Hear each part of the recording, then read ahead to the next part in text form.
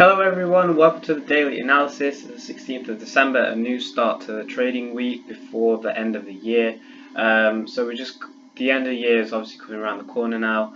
But in terms of today's sentiment and market news, we had a lot of euro volatility here. So some German manufacturing PMI news, as well as some pound PMI news as well.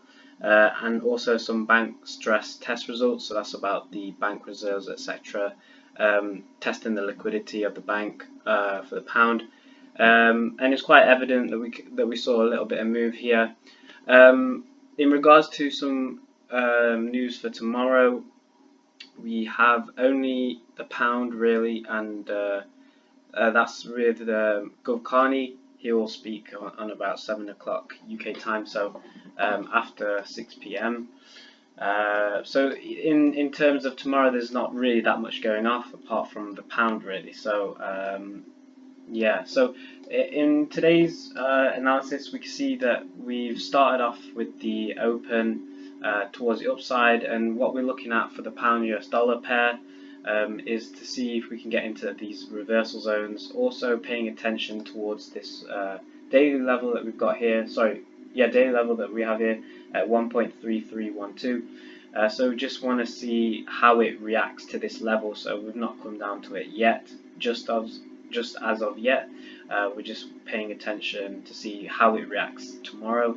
But if we are to take a trade, it would preferably be likely that we reach one of the two zones. Moving on to Euro USD, we can see that we've pushed and jumped. We had a gap in the market to the upside, so we're quite bullish from whatever happened over the weekend with the news. We're also coming to test our weekly level, 1.11365. Want to see on a 4-hour time scale what we can make of this level if we are able to push and touch this region here. Remember, if price does get to this region, what I will be looking for is an either rejection or a push to the upside. As we started to get closer to up towards this zone, I might as well speak about it. So like I said, as we discussed here, I want to see some price reject or support this area, and one of the two scenarios will happen, so pay attention to that if it does get into this zone. USDJPY, we can see that we've actually tapped into the zone.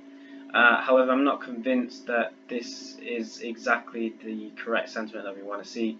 Possibly we should see price return into this area overnight or tomorrow late in the evening, and find that sentiment towards the downside. If not, we could perhaps see price to come into this area, then reject it, or we'll see a continuation to the upside.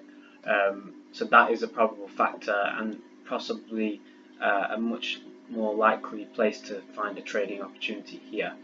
And finally, with gold, we have pushed towards the upside, not really making its way into this area that we are talking about, but we do have some sentiment candles, so I still will be paying attention and staying close attention to this reversal zone.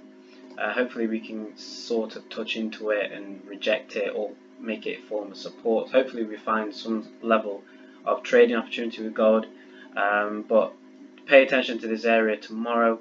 And yeah, so that's it for gold. All of the zones that we've discussed in this video, if you want to refresh the zones, go ahead and check the weekly analysis. We just covered the exact levels that we talked about, so it's important to obviously try to keep it into your chart, or pay attention to where we are placing our zones, etc. And just watch out for these areas really. That'll be all from us. Hopefully you are learning from these daily analysis videos, and if you haven't done so already, make sure you subscribe for to the YouTube channel for all the future analysis videos. So thank you very much for listening, and we'll see you tomorrow.